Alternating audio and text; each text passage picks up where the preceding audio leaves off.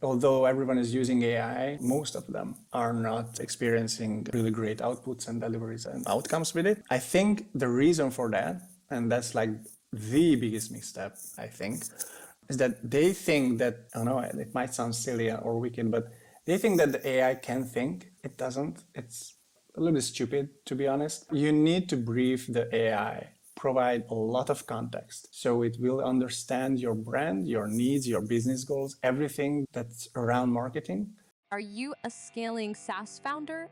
Ready to make the leap from leading a team to leading an organization? Join us each week as we refill your think tank with actionable tips and strategies from great business minds you know and those you don't know yet. This is SaaS Fuel with your host, 5-time entrepreneur, SaaS founder, and globetrotting adventurer, Jeff Maines. Welcome back to the SaaS Fuel podcast, where building a business is like your favorite concert. Start with a strong opener, keep the crowd engaged, and leave them wanting an encore. More. Yeah, that sounds great. I'm your host, Jeff Maines. I help B2B SaaS founders like you grow from traction to scale. Here, growth is more than just numbers. It's about crafting a future-proof company, premium valuation, and leaders who build a business of significance while living epic, adventurous lives. Are you leading a remote team, maybe managing marketing in the age of AI? It's getting crazy out there.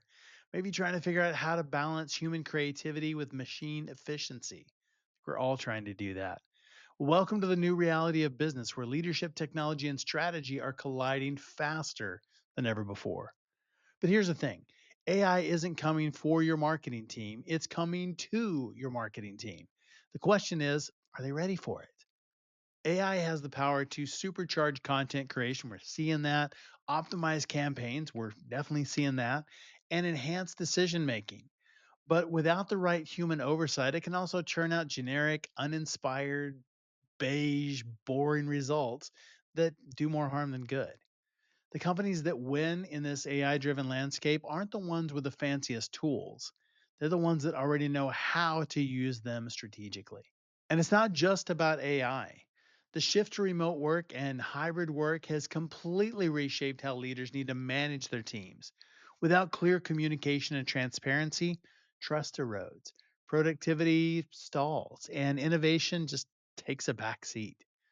The best leaders today aren't just good at strategy, they know how to keep their teams aligned, engaged, and continuously evolving in a digital first world. And make no mistake, it is a digital first world. So, how do you build a team that doesn't just adapt to AI, but masters it? What skills should leaders be developing now to future proof their organizations? My favorite word, future proof. And how will AI redefine marketing roles in the years ahead? If you're looking for real world insights on the intersection of leadership, marketing, and AI, and how to navigate the challenges of remote work without losing your competitive edge, this episode is just for you. Let's get into it. Our founder on Tuesday was Frank Saunders, founder and CEO of Salesforge. He shared how companies can optimize their pipelines and maximize efficiency using big data and AI. Frank explained why sales leaders have to rethink traditional approaches and how to build multi-million dollar revenue streams with minimal headcount. And that sounds good, doesn't it? You've got to learn about Agent Frank too. So that's really cool stuff. It's all in that episode. Our expert guest last week was Marcus Hamaker, CEO of Boost USA and host of the Pursuit of Value podcast. We explored how entrepreneurs can scale sustainably while reducing stress. That sounds like a great idea. He broke down the role of emotional intelligence, financial clarity, and structuring organizations for long term success, not just short term hits. So if you missed either one of those episodes, go back as they are absolutely loaded with value. Such good stuff. My guest today is Peter Benei, principal consultant at Intercept Scale. He specializes in AI-driven marketing strategies that drive real growth. Before that, he led high-growth companies through strategic acquisitions, raising capital, and exits, all while managing global remote teams. He was remote before remote was cool. He's also the author of Leadership Anywhere and is a go-to expert on the future of AI, remote work, and what it takes to scale in today's digital world. Welcome, Peter Benei. Hey, Peter, welcome to SaaS Fuel. Thank you. Lovely to be here. Based on your study of CMOs and leaders, what are the most promising applications of AI in B2B marketing, and how do companies adopt them in a way that makes sense? That's a very open question, Jeff. Yeah. So we did a study around this where we asked leaders of B2B companies. When I say leaders, I usually mean CMOs or someone who is a decision maker in or around marketing and sales. And they work for a company that has a headcount more than 500 or 1,000 people. So Okay. mid-sized and above, like that. And what we found is that everyone is experimenting with AI right now. Yes. I'm clueless now. I think it's 2 years ago, when 2 or 3 years ago, when ChatGPT came out for the wider market. And last year was like the big testing phase for most of the people. And the first year, the year before this year, only early adopters tried to do some things with AI. But this year was actually like corporates, company and businesses who are testing out with AI. So it's not a question that AI is here, it's here, everyone is using it. But what we found, it's expected, not really surprising, but really insightful, that although everyone is using it, not everyone knows how to use it. And because of the lack of the skills usually around the teams, they think it's a really new tool. And the experience of using that tool leads to really bad outputs and bad results. So everyone gets this, right? You put in something in the ChatGPT and you get a very generic AI written, boring content that is not brand related to your whatever needs. It's everywhere. And it's not just with small companies, with big companies as well. They experience really bad outputs or bad experience working with AI. Even though they work with AI mainly in text generation, that's like the most important part. So they write with AI, like that's everywhere. Second is image creation, usually. That's also now a little bit better than 2 years ago. It's more user-friendly, I think. What is not that user-friendly and not that easy to use is video and audio now. I think it will get better this next year for sure. And again, these are totally new tools. So it's, again, expected that these tools will develop and progress with more time. And on top of content creation, they also use it for decision-making support, meaning that they do research a lot with AI. Think about just like Perplexity, or you can use Love ChatGPT. Perplexity for that. Yeah, so that's also widely available and widely used by mid-sized companies and above. And one of the key things also with this wide range of usage, like decision-making support, content creation, and the rest, is that what we found is that the lack of skills is one of the main problems. The second is the governance, which is weird because even with mid-sized companies where you have, I don't know, like 500 people and more, people use GPT, for example, just like one example, with their personal license. They don't have a business team account or pro account or whatever, a free account, and that's it, because they experiment and test with it only. And now imagine the situation that you are like a 1,000 plus people, I don't know, $1 billion revenue company, and your marketing team, which is, I don't know, 50, 100 people strong, whatever, they are creating brand related materials, campaigns, all the sensitive information around the company with free accounts on these tools. If you are using like HubSpot with a free account, it's really weird. So I think lack of policies is one of the big things. People need to figure out this is the main point. People need to figure out how AI stick to their current operations and how that place is defined with the current set of tools, current set of workflows, everything that they do already. Now they are doing AI as well. I think that's like the main takeaway from the study.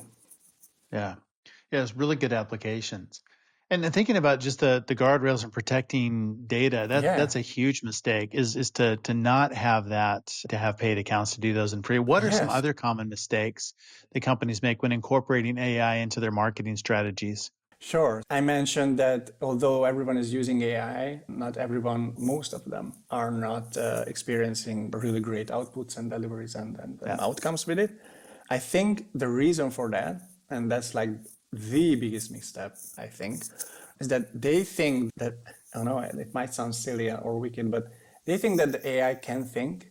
It doesn't. It's a little bit stupid, to be honest. You need to brief the AI really well, provide a lot of context. You need to set up a custom GPT or whatever tool you use, doesn't matter, but define that AI that you are using for content creation so it will understand your brand, your needs, your business goals, everything that's around marketing. And what the main advice that I usually give to others is that treat it as it would be a really new hire to your team who just joined. Now, even if you hired let's say you are hiring a copywriter, because that's like the most popular usage right now for AI, writing copy, right? You hire a copywriter tomorrow because you need hands on deck. Even if you hire someone from a kick-ass agency with amazing experience, great writer, even if you hire Hemingway, I don't care. You need to brief that person with your brand and with the person, by the way. It usually takes 1, 2, 3, sometimes even 4, bigger the organization, the more time you need, weeks of onboarding. So they get used to the flow, the brand, get to feel the ins and outs of the marketing team, little habits and stuff. Those are super important, by the way. So if you have that situation with a team member, why do you think it's different with AI? It's not. The only thing that's different with AI is that you don't need to worry about I would say the human element, right? So you don't need the weeks of onboarding, but you definitely need to create that value, that context for that AI to produce great content. If you don't do, that's why, and that's how you will experience that generic blog post that it could have been written to any kind of brand. No briefing happened. So spend some time setting up the tool properly, make yourself comfy, make the AI comfy around your brand, right? And then start to prompt properly. And the third thing is the prompting itself. So I am a big believer in this statement that the new way, because everyone is super excited and skeptical about, but what happens with creativity? It will just die out because AI, all of the images, copy, books, audio, video, it will be all AI driven and AI enabled and AI created. Maybe yes, maybe not, but at the end of the day, it's still the human who is prompting that AI to create that type of content, whatever the content is. And I believe that prompting is the new form of creativity. So if you are able to prompt the AI properly, that means that you are creative enough to get great value out of it. So I think I don't want to make it cloudy or fluffy, but there is an art on prompting. You need to understand how to prompt properly that AI, even with the best context that you can create. That's super important. So lack of operational principles, lack of skills in terms of providing context, lack of skills in terms of providing great prompts. And the last one is a strategy, but I think that's obvious. You need to find a place for the long term. Where is AI in your organization for the long term? That makes sense. Thinking about the balance between the human creativity and AI efficiency, what does that look like? Because obviously AI is augmenting marketing teams and it's not replacing them. I love that how you right said balance? that. Yes. I love that you said that it's augmented. Yes. Because everyone is, AI will kill the jobs. And do I have to fire or can I fire 10 or 20 or that happens sometimes, right? Marketers, because finally I don't need them because AI will do it anyway. That's not the case. So please don't do that. You will need the same amount of people that you have now. You will probably need a little bit more specialist people who can prompt and handle only AI and stuff. But the real effect of AI is that you have the same people who, let's say you have 10 people right now on the marketing team, Just 10 is easy to count with. And you have 10 times of output, right? At the end, because you have 10 people, one output for one Okay. person, right? Makes sense. With AI, it's 10 times more, at least. So you have 100 outputs. Let's say you just have copywriters. They produce weekly 2 blog posts on their own. With AI, it's like daily 1 at least, minimum. So the output, the production output at the end will be 10 times, 100 times more, depending on what you do, of course, and Right. what kind of people you're working with and stuff. But still, 10 times, I think it's just like the minimum, because AI will save you a lot of time. It's efficient, it's fast, never sleeps, never does anything, only just you prompt it, and it's magic for productivity, I think. Yeah. But you still need the same people. Yeah. So do you think that'll still be the same, say, 5 years down the road? How do you see the role of human marketers evolving over the next 5 years? Will it be the same number? Will it be the same roles? Or do you see that changing? Oh, that's where it gets interesting. And I don't want to be the future teller for sure. Honestly, I hate that role a little bit, but especially with AI because it's so unpredictable what happens. I think we can safely guess the next 1, 2, maybe 3 years, and we can future tell for the fifth or the sixth or the later years. The near future means that we will have AI enabled and AI driven apps. It's now called agents, but think about them as apps that you have on a Sure. mobile, right? It's basically the same. The only exception is that they are autonomous and reach over to their, their own circle, beyond their own circles of activities, but that's it. They are apps. We will have more like those. We will have the current tools that we have right now, but just better, meaning that video, audio, and well, image as well will catch up a lot. So I Yeah. don't think that in 2 years, we will still be recording this podcast, like two human beings talking to each other about stuff. But I'm 100% sure that I don't know how you do the production after the show, but you will probably won't do too much because it will be generated and created and chopped up and packaged, repurposed, and scheduled and published to social and other Right. channels by AI, almost independently and almost autonomously without your input from the initial prompting, of course. So I think that's a safe bet to say that we will have better tools.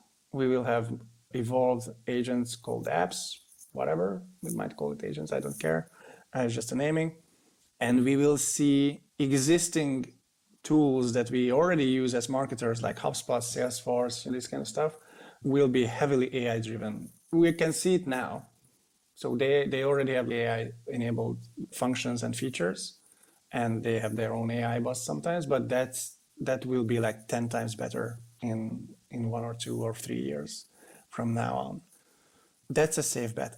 And it won't affect the current setup of marketing teams. I think the only effect that it has is that you, marketer, need to learn a little bit more, about the usage of these tools. And you need to find the place for AI for the long term in the organization. And I cannot express how important it is that you have to have a vision, because AI will be everywhere. Most businesses will be run on autopilot, I think, especially if you're a smaller one. Interesting.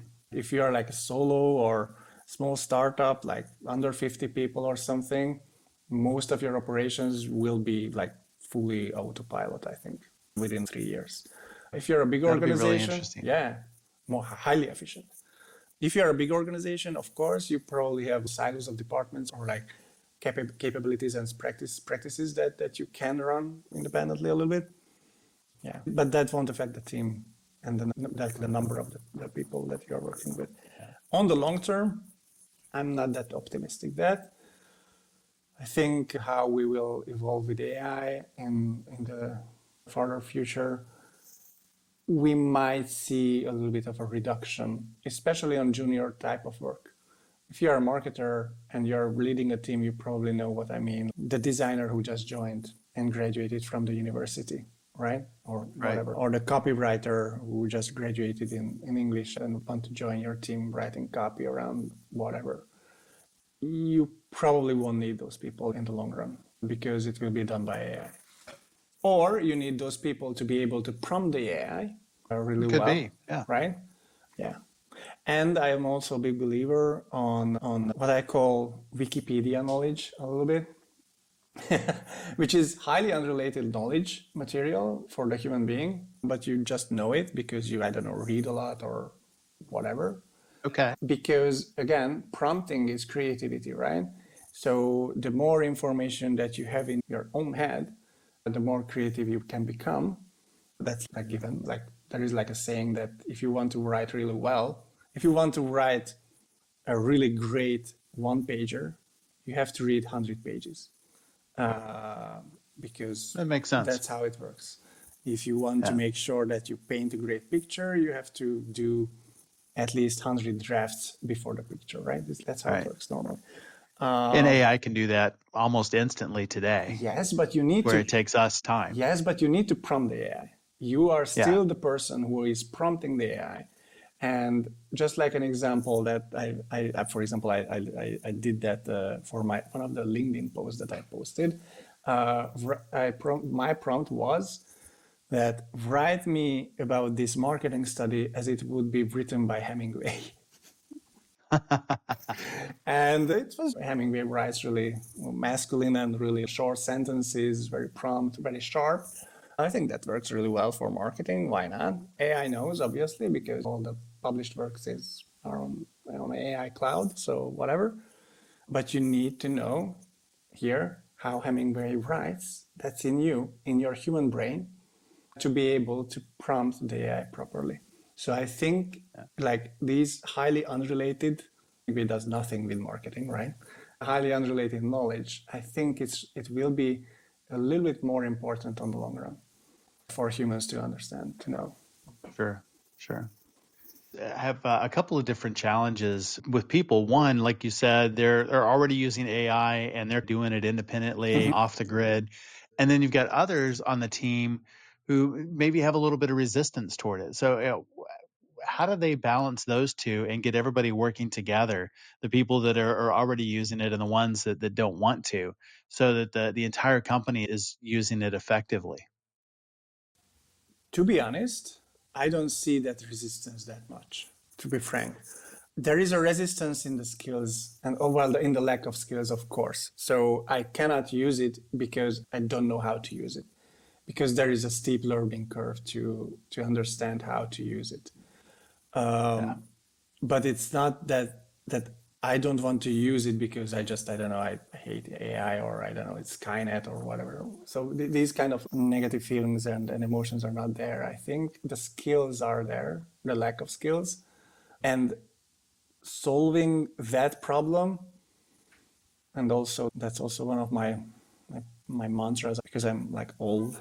So I saw many changes in digital marketing in the last, I don't know, 20 years. Yeah. You solve it like you would solve it with any kind of new technology entering the field, training and workshops and learning. I know it's like basic, but still you have to, I don't know, enlist your people into workshops that teach you how to use AI, how to prompt properly. You consume information that is helping you to understand how to work with AI. Currently, there is no university that teaches you, so it obviously has to be on the internet or from training companies or whatever. It's basic, I know, Yeah. but still, it works. It helps people. It helps organizations. It's the very same that we had when, I don't know, social media entered digital marketing and everyone had to learn how to use Buffer and Hootsuite. And it's like 20 years ago, we were talking about digital, at least in Europe, at least, that digital transformation. Right. It's like dish your fax machine because we have email now, right? I'm oversimplifying it, of course, but still, that's pretty much the same that we have right now. You need to learn a new thing that's on the market and will affect your job for sure in the near future. Grab anything that you can to learn in advance. I know it's not a unique advice, but Yeah. it works. Good, good. You wrote a book called Leadership Anywhere. Yeah. And so one of the things I was thinking about with that is what leadership qualities are most critical for managing teams, particularly in remote or hybrid work environments. Yeah. Leadership Anywhere book was born because I wrote it like 2 years ago. And so just bear in mind, it was like not updated, but still relevant, I think, because the techniques are there. I've been working remote. So my first 10 years of career was in advertising, like classic agency style advertising in London and Budapest. And after 10 years there, I started to see copywriters and designers within my team not coming into work and sending pictures that, oh, by the way, I'm in Thailand, but don't worry, I can still do my job. And here's the stuff that you requested me to do. And I was like, Jesus Christ, I can do that. That's amazing. Why don't I do that? And that was in 2014, so 10 years ago. And that time it was really new, right? So most of the people confronted, shall we say, remote work when we had the pandemic.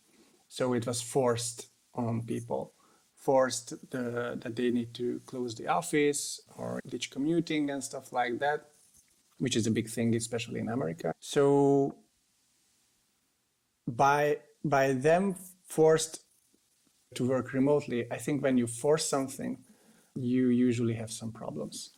When you pick or choose that you want to switch, or you just pretty much open or build your business remotely from day one, that's different. Usually these people don't have issues in managing these teams or collaborations online. But when you do have or did have an office and you're forced to not have an office now, you usually have management problems. And even though the pandemic is over, people got the incentive of remote work and now they are demanding it, right? So usually you have like hybrid or fully remote companies still, even though that they had office like 5 years ago or 3 years ago. I've worked with a lot of founders and companies and leaders during my 10 years of career while working remotely. And some of them were like these, forced to work remotely, forced to operate as a manager remotely, either because of the pandemic or because hiring talent was not accessible for them. Where they live, that's also an issue, by the way. So they just had to hire people online. There are not many great developers. I hope I not offend anyone in, I don't know, Desmond, Iowa, or I don't know, right? So if you want to build a big developer company there, you need to hire from either from the States, somewhere else, or from overseas. So the main issue that I always saw was the classic management technique of walking the floor. That's like the usual stuff, right? I know what's going on because I see what's going on. And I know what's going on because I speak with people and they tell me what's going on. Because there are stand-ups and meetings and I can just grab people to the meeting room and things like that. And that ended up and translated into a remote environment when people had 5, 6, 7 meetings every freaking day online on Zoom. And they just couldn't do their work because they were sitting on meetings that were supposed to be emails or an update on the project management software that you're using. Death by meeting. Yeah, death by meeting. Yeah, we are laughing now, but it's insane and it kills your mind, kills your motivation, and on top of it, the productivity it's like tanking. So you cannot do the deep work. So what I suggested is to do more transparent operations in the book, do a transparent operational setup where everyone knows what's going on without asking. It's really easy. And do more asynchronous work because it just works. And only meet if you really need to meet, when you need either the human element or you need to bounce ideas off, because that still works better in a live scenario, even though it's online or in an office, or doesn't matter, but just live, than doing asynchronously. And there are a couple of other techniques. Actually, I shared where you need to schedule things ahead for a live session. Not many people know. Just one example. For what happens when your remote company has a shit hits the fan situation? Let's say the website is down. Everyone is remote. You are only on Slack or whatever tools you use. I don't care, or email. Yeah. People are in multiple time zones. Maybe they are in deep work. The site is down for 10 minutes now. And if your job is to check the site, like CEO or whatever, or SysDev, or it doesn't matter who, you want to make sure that you notify the people and they receive the notification immediately. Because people just tune out from Zoom and Slack and email because they are doing deep work. But you always check your phone. You always check your phone. You always have the SMS or the text message on your phone. So one of the suggestions in the book is that just set up an emergency line internally. A WhatsApp group, doesn't matter, that you use only when there is a shit hits the fan situation. Real emergencies. Yes. I've seen only in a few companies, and I've seen many emergency situations not having this channel and money lost on the table because of that. So just like quick tips like this can go a long way. Ready to dominate your market and skyrocket your revenue? Dive into Small Fish Big Pond, delivering a world-class business that swims circles around competitors. This book is packed with powerful marketing and leadership insights guaranteed to transform your business and operate world class. Small Fish Big Pond delivers proven strategies to sharpen your marketing message, deliver unmatched value to your clients, and guide your prospects' buying journey to one inevitable conclusion: that your company is the only solution for them. Inside, you'll find step-by-step frameworks and time-tested growth principles to attract your ideal clients, convert them, and then turn them into your passionate brand ambassadors. Grab your copy today in print, ebook, or audio at smallfishbigpond.com or on Amazon. Plus, remember, every book sale supports charity. All profits go there.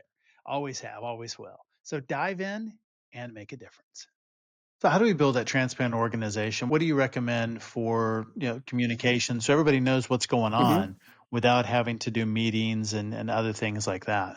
Yeah. I have a pyramid there. It's a transparent communication triangle. So it has 5 layers. I believe that transparency is all about trust, right? The more transparent the company is, the more people trust in the company and what's going on. It's easy to understand why you trust in any time, right? In the office situation, it's easy, right? You go into the office, You see the people, whatever. In remote, you don't know what's going on aside from the Slack or whatever chat tool that you use usually. That's like the online office that you think. I think transparency is trust, and trust is all about access. So by providing access to certain layers of your operation, to everyone within your organization, you can increase the trust indirectly. The first layer is pretty basic: information.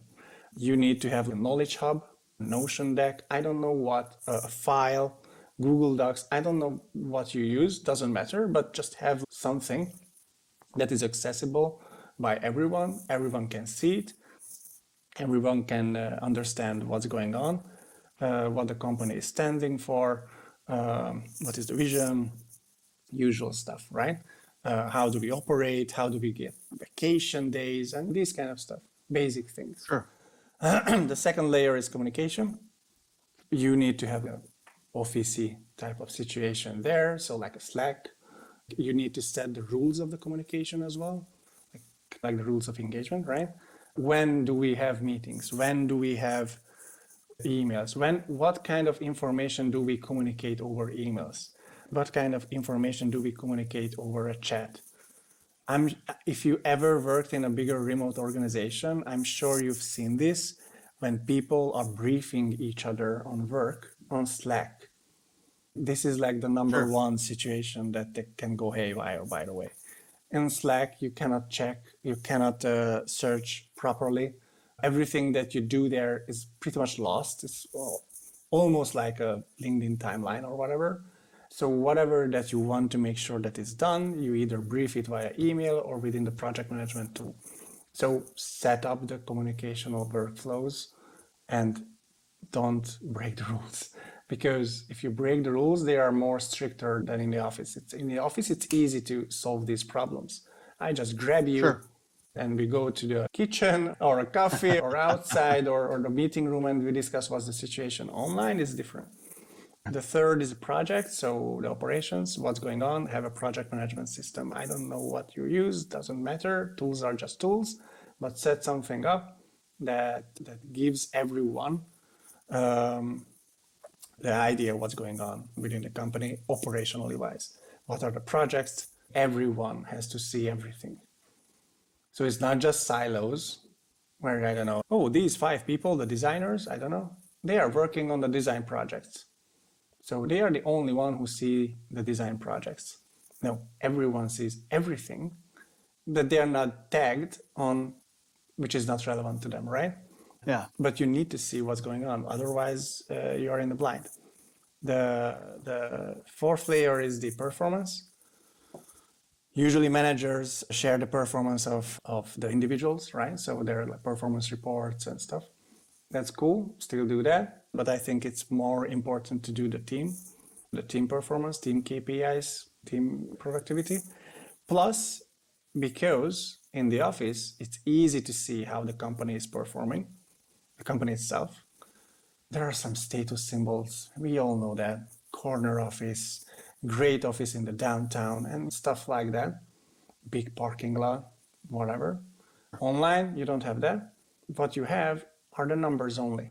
So, at least with your company members and the organizations, please share how the company is performing financially, marketingly, all the stuff that the numbers that you generate as a company.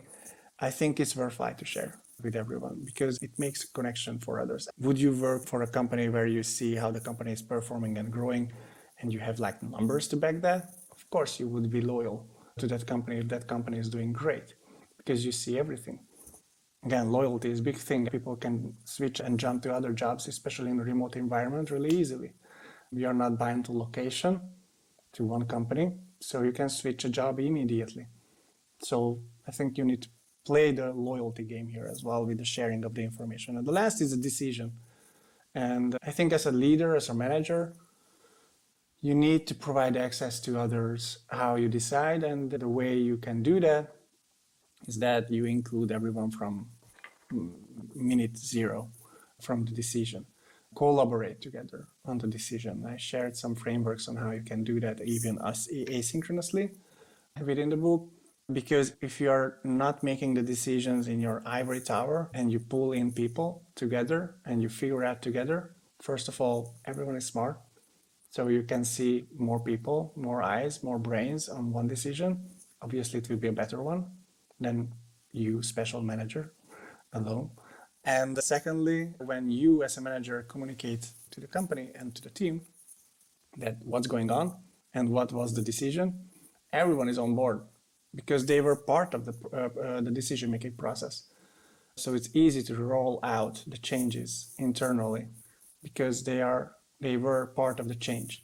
There wasn't any, or there won't be any communique needed for decisions because everyone knows what to do because they were part of the decision. Yeah, just to recap, access. Access is the key. Provide as much access to as much things within your company because if you do that, you will have more trusted people and you will fundamentally and indirectly create a more trustworthy company, which is really hard in a remote environment. Oh, without a doubt. Yeah, having that access and keeping people engaged remote is definitely a challenge. But that's just one of the changes that we've seen in business. Just like AI coming in and changing the way that we market, the way that we create content. How do you see AI impacting platforms like Meta and Google and LinkedIn? Is it fundamentally the same as it was before, or is it changing? It's an interesting thing, and frankly, I don't know. I think what we will see won't be different that we see with other tech companies and other technological changes.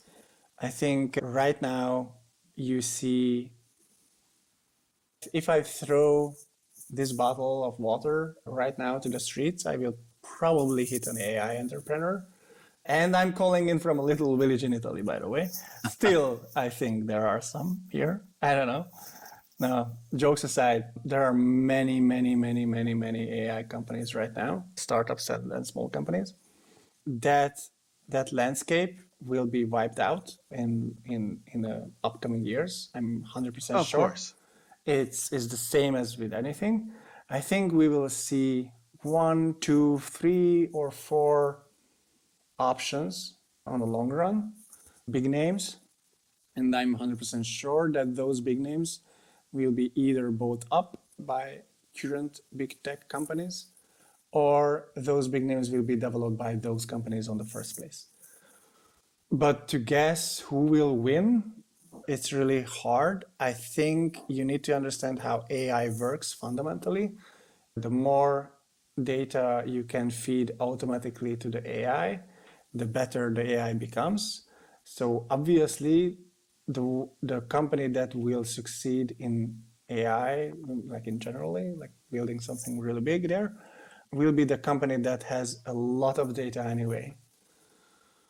And I would bet, if I need to bet, and I'm in Vegas or something, I would bet to Facebook right now because they own a lot of data.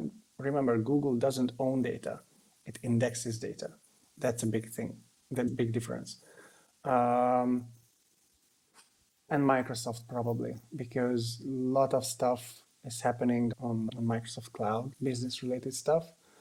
And I think we will see better AI apps there or from those companies for sure. And I think there will be like a specialization as well. So like consumer related stuff will be obviously leaning towards a little bit more Facebooky style. Copilot, they already have it on Microsoft, but it will be much more evolved, of course. We will see a more businessy type of AI or AIs within tools that are already serving business customers. So like natural evolution, I think. So it's nothing really interesting. Do you think AI tools are making advertising easier or harder for marketers?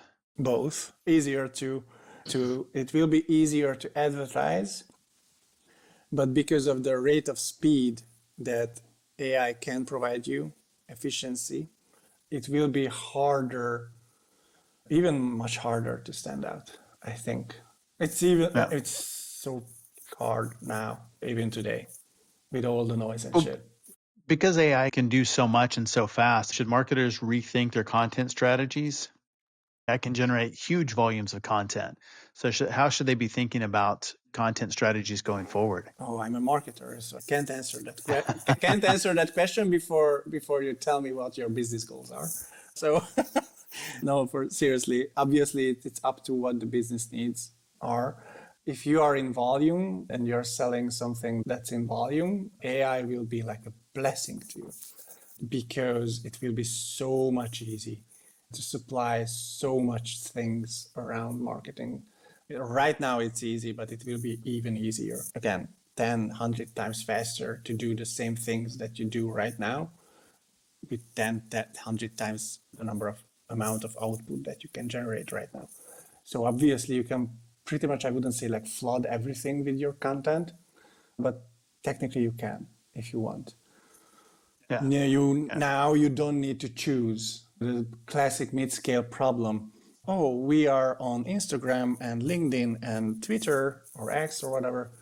Should we be on LinkedIn as well, or Facebook as well, or TikTok, or I don't know, or YouTube?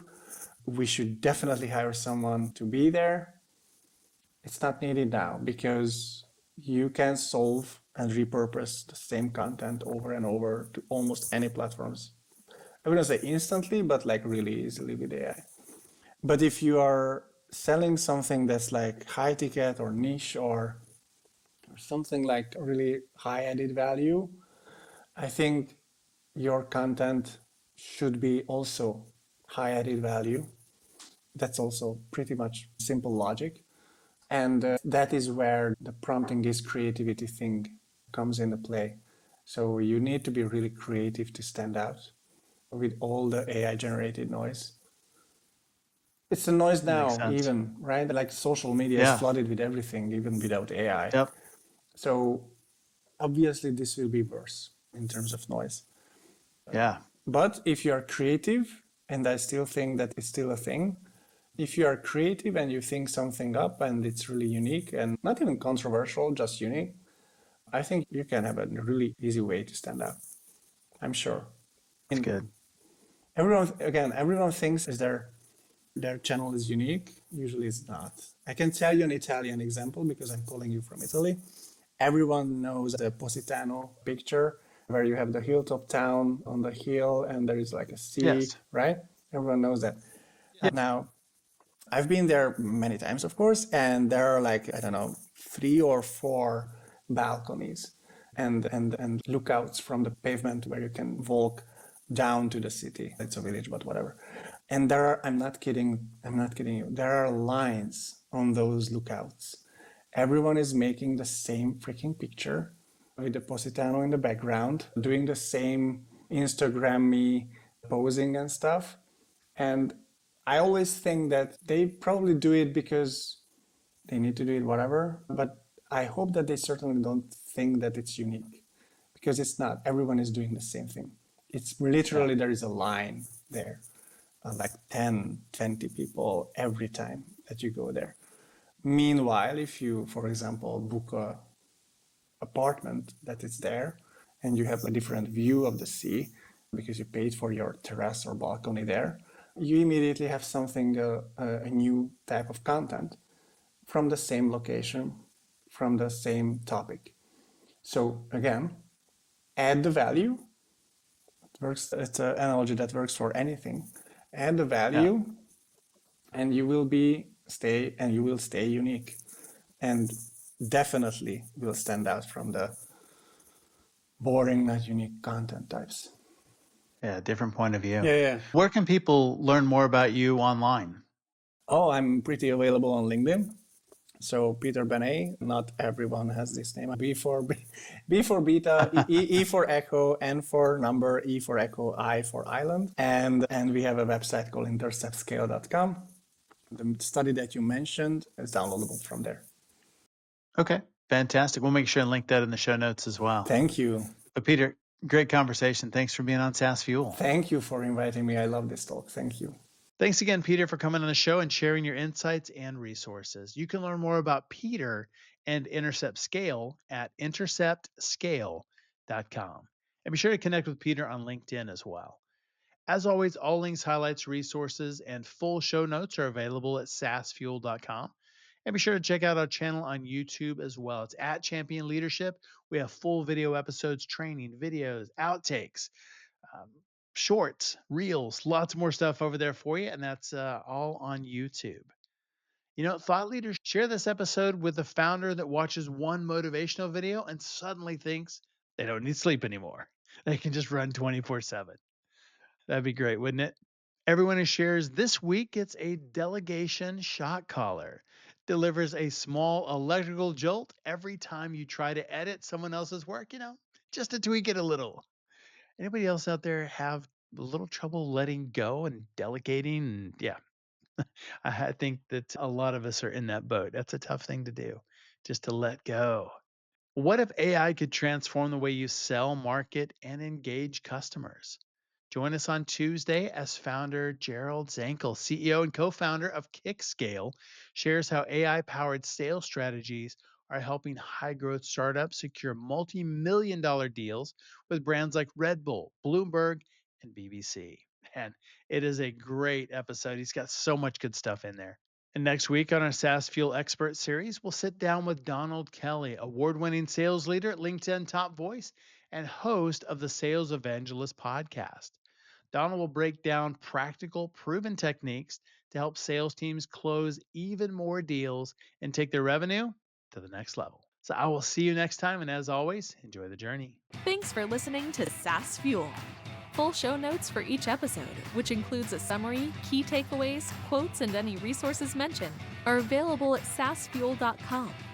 Be sure to follow and subscribe wherever you listen to podcasts. And if you're enjoying the content and getting value from these episodes, please leave us a rating and review at ratethispodcast.com/SaaS Fuel. We'll be sure to read these out on future episodes.